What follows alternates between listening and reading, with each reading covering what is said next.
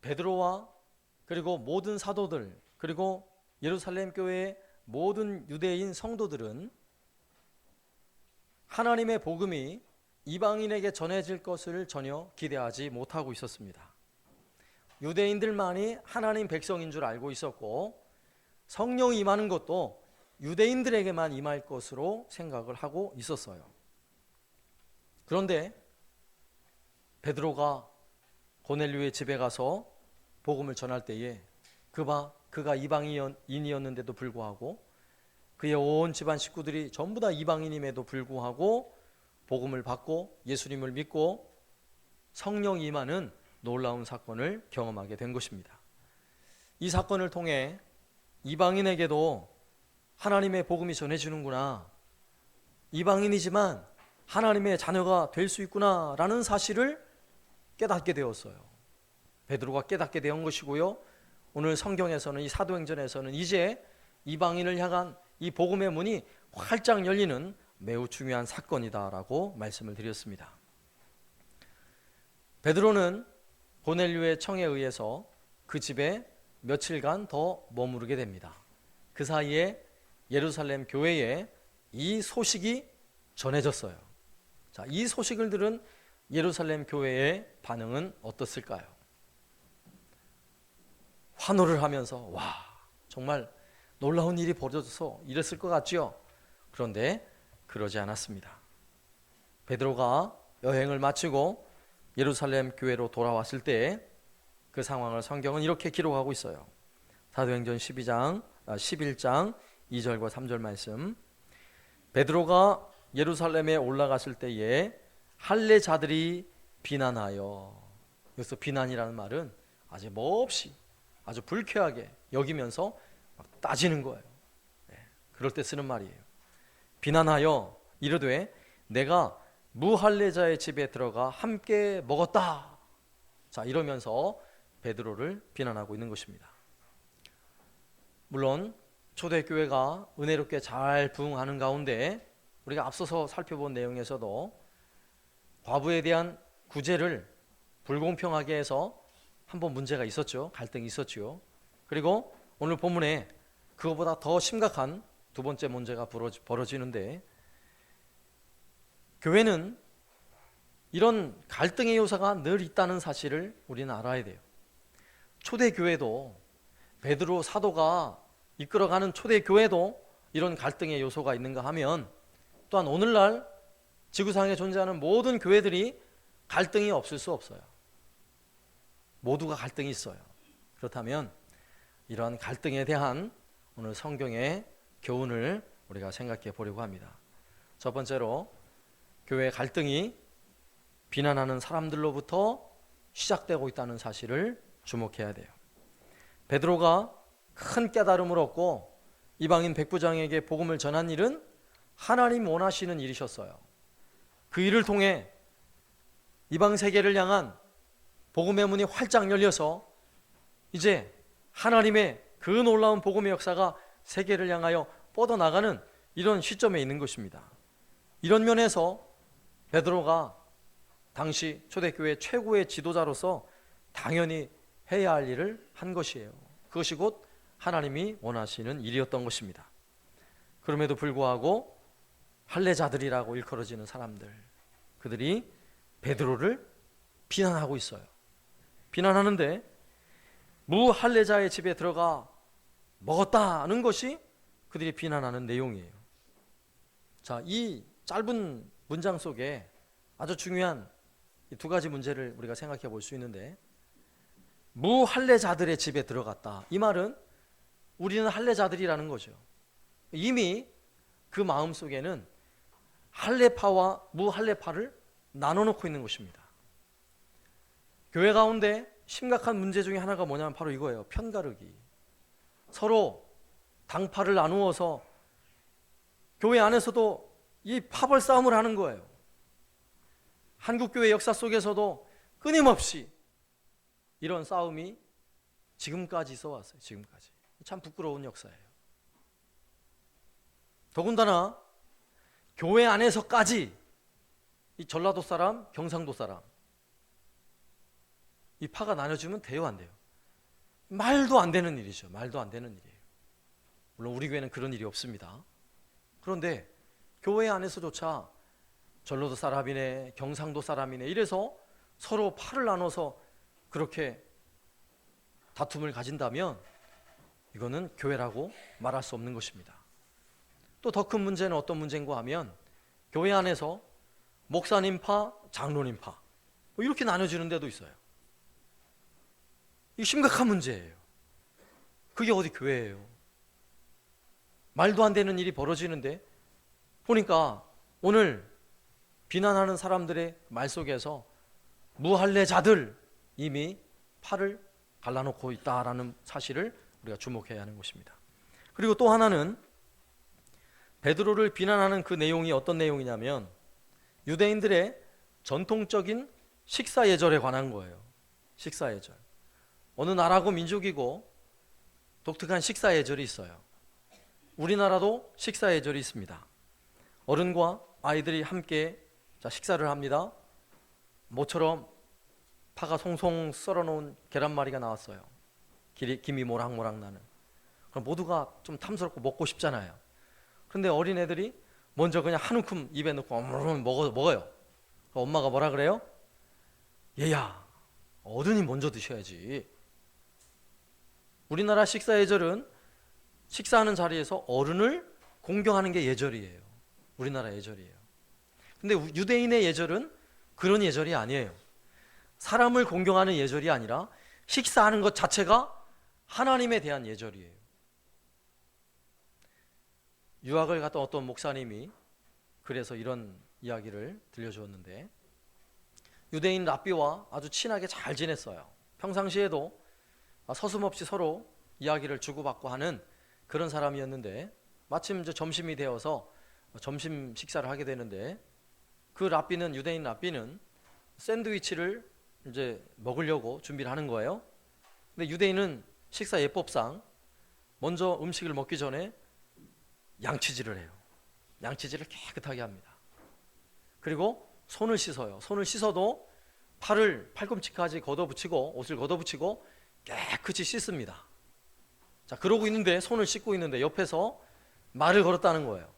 근데 평상시 같으면 자연스럽게 말을 해야 하는데 그냥 씩 웃고는 아무 말을 안 하더라는 거예요. 그리고는 손을 다 씻고 나서 샌드위치를 손에 들고 하늘로 높이 올려서는 히브리 말로 하나님을 찬양하고 감사를 하고 한 입을 딱 베어 물더니 그리고 나서 이야기를 하더라는 거예요.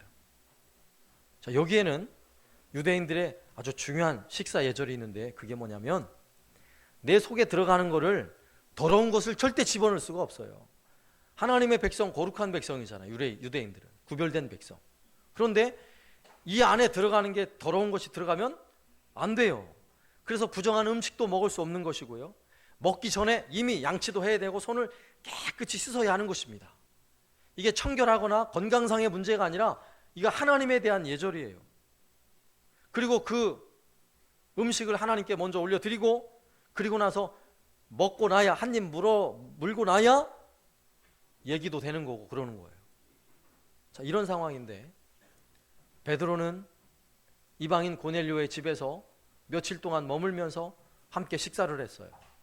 그들이 함께 식사를 한다라고 할 때는 그들은 숟가락이 없어요. 손으로 식사를 하는데 우리나라와 같이 일본식과 같이 따로 개인용 음식을 주는 것이 아니라 그릇에 담아서 함께 먹어요.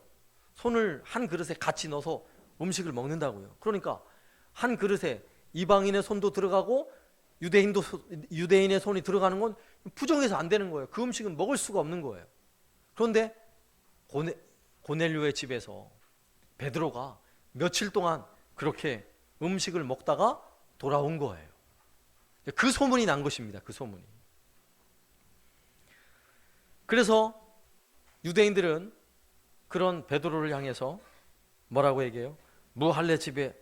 무할례자의 집에 들어가 함께 먹었다. 이게 베드로를 비난하는 이유였던 것입니다. 사실 이러한 유대인의 예법만 보면 정말 하나님을 위해서 뭔가 대단한 신앙을 가진 것처럼 보여요. 음식을 하나 먹는데도 이렇게 철저히 예법을 지켜서 음식을 먹는다고 생각해 보세요. 대단한 신앙인 것처럼 보여요. 그런데 우리 예수님도 그런 유대인들을 향해서 뭐라고 말씀한 줄 아세요? 마태복음 15장 11절에 보면 입으로 들어가는 것이 사람을 더럽게 하는 것이 아니라 입에서 나오는 그것이 사람을 더럽게 하는 것이라. 너무 그게 성경에는 어디에도 그런 이야기가 없어요. 유대인들 스스로 그냥 자기들이 정한 거예요. 정해 놓은 거예요. 그리고는 마치 그렇게 하는 것이 정말 죽을 때까지 평생토록 그렇게 하는 것이 잘하는 것으로 자기들 스스로 정해 놓은 거예요. 그런데 오늘 본문에서는 무슨 문제가 있는 거예요? 하나님의 일이 멋지게 시작되는 이 시점에서 이방인을 향한 하나님의 복음이 전해지는 이 놀라운 이 사건 속에서 자기들이 하나님을 위해서 한다고 하는 이 식사 예절을 가지고 하나님을 반대하는 사람이 되어 있는 것입니다.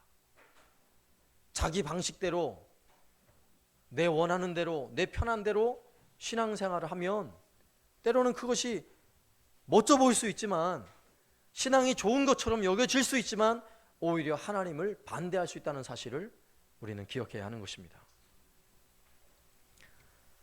우리는 명심해야 돼요. 우리가 아무리 성경을 열심히 읽고 기도를 많이 하고 전도를 잘하고 또 봉사도 하고 주일 성수도 잘하고 열정 있게 찬양을 한다 할지라도 내가 잘하는 그것 때문에 내가 누군가를 비판하고 있다면 잘못된 신앙생활을 하는 거예요. 잘하는 게 아니라고요. 차라리 내가 덜 예뻐서 모두가 예뻐 보이는 것이 잘하는 거예요. 내가 차라리 작아서 모두가 커 보이는 게 신앙생활 잘하는 거예요. 차라리 내가 모자라서 더 감사할 수 있다면 그게 잘하는 신앙생활이에요. 내가 늘 충성하지 못하는 것 같아서 미안하고 부끄러운 마음으로 신앙생활을 하고 있다면 저는 확신해요. 그런 사람은 그렇게 신앙생활 하다 보면 반드시 천국 문 앞에 딱 도착할 것을 저는 확신해요.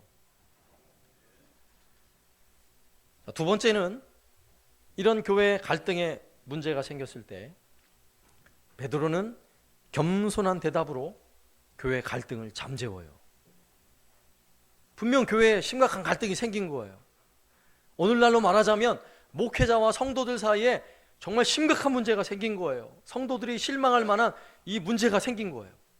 그런데 베드로의 겸손한 대답은 그 모든 갈등을 마치 봄철에 눈이 녹아내리듯이 다 녹아내렸어요. 사실 베드로가 수고하고 열심히 복음의 사역을 감당하고 예루살렘 교회로 돌아왔을 때 베드로도 사람인지라 듣고 싶은 말은 정말 수고하셨어요. 저희가 소식을 들었는데요. 놀라운 일이 있었다면서요. 이런 이야기를 들으면 얼마나 좋겠습니까? 그런데 오자마자 다짜고짜 하는 이야기가 뭐예요?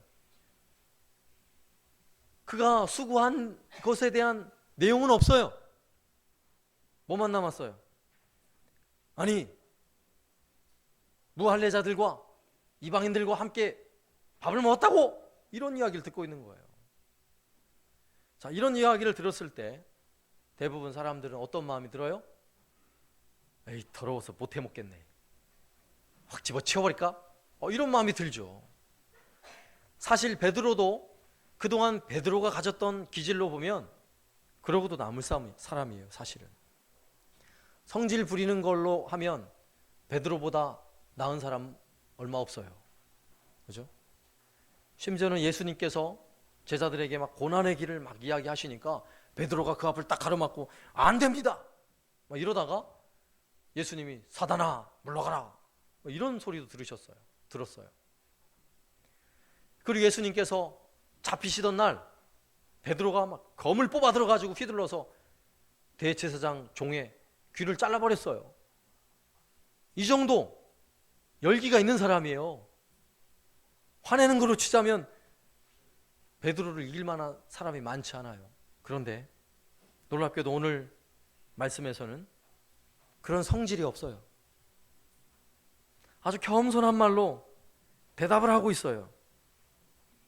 베드로가 그런 기질로라면, 예전에 있었던 그 기질로라면 누가 무얼 먹든지 무슨 상관이야 이렇게 말할 수도 있고, 내가 누군데, 내가 그래도 베드로야 베드로, 내가 베드로 사도라고 뭐 이럴 수 있잖아요. 그런 말이 전혀 없다고요. 오히려 4절 말씀 보세요. 4절 말씀. 베드로가 그들에게 이 일을 차례대로 설명하여. 짧은 문장이지만 베드로의 마음 성품을 우리가 이해할 수 있어요. 어떻게 바뀌어졌는지. 그가 말하는데 그 말 속에는 겸손이 묻어나 있어요. 그리고 진실함이 있어요.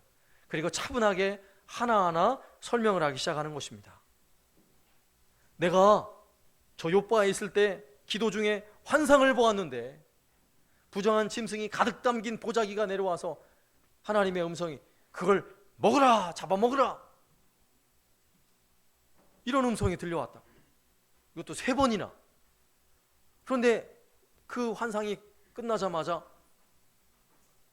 가이사라에서 고넬료가 보낸 3사람이 나를 찾아왔는데 나를 그 집에 청하는 것이었어요. 그래서 가가지고 보니까 고넬료 가정에 예수님의 복음을 전하니까 그 가정에 수많은 사람들이 예수를 믿고 성령을 받는 이 놀라운 사건이 벌어졌다고 아주 차근차근, 아주 상세하게, 아주 겸손하게 이야기를 하고 있는 거예요. 그러면서 한번 17절 말씀 보세요. 17절에 그 말을 잘 설명을 하고 나서 그런즉 하나님이 우리가 주 예수 그리스도를 믿을 때 주신 것과 같은 선물을 그들에게도 주셨으니 내가 누구이기에 하나님을 능히 막을 수 있겠느냐? 지금 이렇게 말하는 거예요. 내가 누구이기에 어떻게 하나님의 그 일을 내가 막을 수 있겠느냐? 이렇게 말하고 있는 것입니다. 오늘 이 베드로의 말은 겸손한 말이고요, 상담학에서 말하는 1인칭 화법이에요. 1인칭 화법. 1인칭 화법과 2인칭 화법이 있는데 2인칭 화법은 너 때문이야, 이게 2인칭 화법이에요. 다 너 때문이야 이럴 때 2인칭 화법. 그런데 저 때문입니다, 내가 문제입니다, 이런 식으로 얘기하는 게 1인칭 화법이에요. 만약에 베드로가 2인칭 화법으로 얘기를 했다고 한번 해보세요. 자, 그 쫙 벌어진 일을 보면서 이렇게 말할 수 있어요. 아니, 당신들이 하나님의 일을 막을 거야? 이렇게 말할 수 있잖아요. 당신들이 막을 거냐고? 지금 하나님이 하시는 일을 내가 하고 왔는데 당신이 그 길을 막을 거야? 이렇게 말할 수도 있어요. 2인칭 화법으로. 그런데 이렇게 말하면 가시가 돋친 말이에요. 그 말을 듣는 사람은요, 더 열불이 나게 돼 있어요. 화가 난다고요. 더 싸움이 커지는 것입니다. 그런데 베드로가 뭐라고 얘기해요? 나는 하나님께서 하신 일을 감히 막을 수 없었습니다, 이렇게 말하고 있는 거예요. 이 1인칭 화법이에요. 이게 바로 겸손한 말이에요. 베드로의 성숙된 모습을 살펴볼 수 있는 베드로의 어법이에요. 예전에 베드로가 사라졌어요. 그죠? 예수님을 열심히 섬기고 복음 전하면서 베드로가 놀랍게 변해 있는 모습이에요. 우리도 몸이 아픈 성도들 신방을 가거나 볼 때 이렇게 말할 수 있어요. 기도를 안 해서 그래, 기도를 안 해서. 평소에 기도를 열심히 하지. 이게 뭐냐면 2인칭 화법이라고요. 분명 그를 위해서 말하는 것처럼 들리지만 그 말을 듣는 사람은 가시돋친 말 때문에 가슴에 상처를 탁 입는 거예요. 그죠? 그러면 열이 탁 받잖아요. 이 2인칭 화법이에요. 그러면 1인칭 화법은 어떻게 하는 거예요? 내가 더 기도했어야 하는데, 미안해요, 내가 더 기도했어야 되는데. 이게 1인칭 화법인 거예요. 교회에서 점심에 밥을 먹습니다. 그러면 좀 맛이 짜요. 오늘 강권사님 영 이게 좀 요리가 왜 이렇게 짜요? 이 2인칭 화법이에요. 그러면 그 말을 듣는 요리하신 분은 상처를 받는 거예요. 그리고 그 말을 듣는 옆에 있는 사람들은 안 짜도 나도 짜 다 그러는 거예요. 그리고 그날은 잠반이 한 그득 나오는 거예요. 이게 바로 2인칭 화법. 상처를 주는 말, 가시돋친 말이에요. 그러나 1인칭 화법은 뭐예요? 오늘 내가 영 입맛이 없어서요. 오늘 내가 영 입맛이 없어서요. 미안해요. 내가 맛있게 먹어야 되는데. 이게 1인칭 화법인 거예요. 그럼 아무런 문제가 없잖아요. 가정 안에서도 부부가 자녀 때문에 자주 싸워요. 그럼 싸울 때 싸움이 커지는 이유가 뭐예요? 너 닮아서 그래, 너 닮아서. 애가 성적 나온 거 봐, 너 똑 닮았어. 이러면 그날 밤 집에 부흥이 하는 거예요. 그런데 나를 닮아서 그래요. 미안해요. 나를 닮아서 얘가 좀 오늘 성적이 그러네요. 이렇게 얘기하면 다툴 일이 없어요. 하나가 되는 거예요. 화목한 거예요. 오늘 베드로의 겸손한 대답은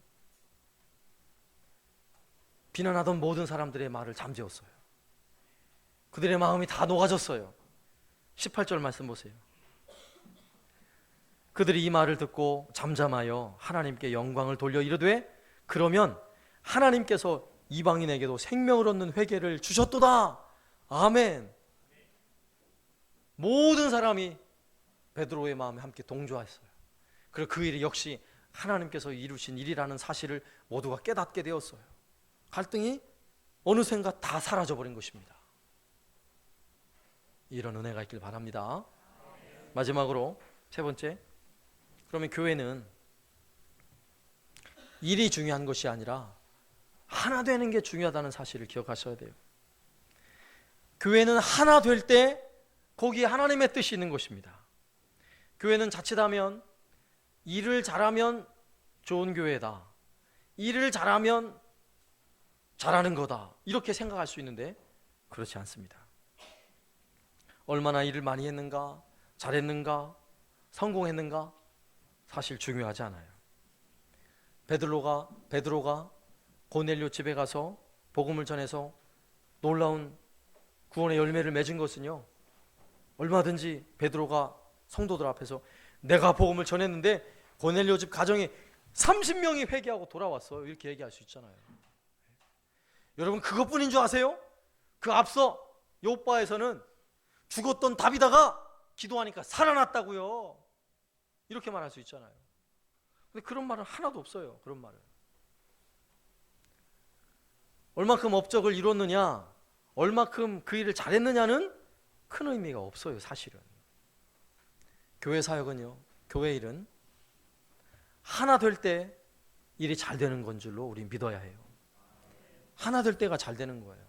때로는 일이 잘 안 됐어도 그 일로 모든 성도들이 하나 되어 있다면 하나님의 뜻이에요. 잘 되고 있는 것입니다. 그런데 일은 잘 됐어요.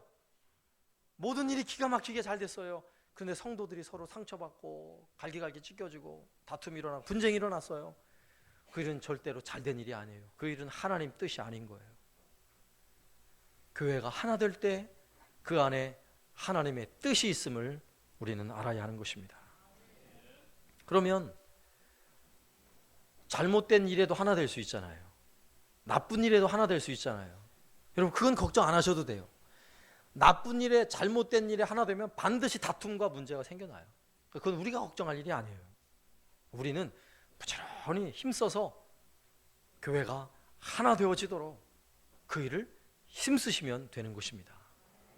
자, 이런 의미에서 지난 어린이날 가족 놀이동산에서 이곳에 찾아온 900여 명 이상의 사람들을 모든 성도들이 한마음 되어서 애쓰고 수고하는 모습을 볼 때 저는 참으로 큰 감동을 받았어요. 저는 구석구석 놀이 코너를 돌아다니면서, 그죠? 3층까지 오르락 내리락 하면서 여러분 하는 거 다 살펴봤거든요. 살펴보는데 누구 하나 얼굴에 짜증내는 사람이 없어요. 누구 하나. 우리는 중학교 1학년부터 봉사 시작하잖아요. 도장이라도 찍고 옆에서 뭐라도 하나 주워주고 줄이라도 세우고 그 일을 하는데도 뭐 중학생 1학년, 중학교 2학년 뭘 알겠어요. 그런데도 즐거운 마음으로 그 일을 해요. 3시간 동안 물 마실 시간도 없이 그렇게 수고하는데도 얼굴에는 기쁨이 가득해요. 자, 끝나고 나서 아이들한테도 물어봤어요. 너 노는 게 재밌니? 봉사하는 게 재밌니? 그랬더니 봉사하는 게 재밌어요. 이렇게 얘기하더라고요. 이렇게 모든 성도들이 한마음 한뜻 되어서 주의 일을 이루어가고 있다는 거. 몇 명이 왔느냐, 그 일을 잘했느냐보다 더 중요한 거예요. 한마음 되어 있다는 것, 한 뜻을 이루어서 하나님의 일을 함께 해나가고 있다는 것. 여기에 큰 감동이 있어요. 저는. 우리가 8년째 일을 하면서도, 그렇죠, 8회째 하고 있잖아요. 그런데도 적어도 일에 있어서는 불협화음이 없어요. 모두가 시키지 않았는데도 자기에게 주어진 일들을 위해서 열심히 충성하고 수고하는 모습을 볼 때 얼마나 감사한지 몰라요. 교회는 하나됨 속에 반드시 하나님의 뜻이 있음을 기억하시길 바랍니다. 그래서 사도 바울은 에베소서 4장 3절 말씀에서 이렇게 말씀하셨어요. 한번 저를 따라서 해주세요. 평안에 매는 줄로 성령이 하나 되게 하신 것을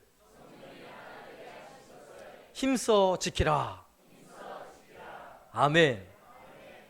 기도하겠습니다.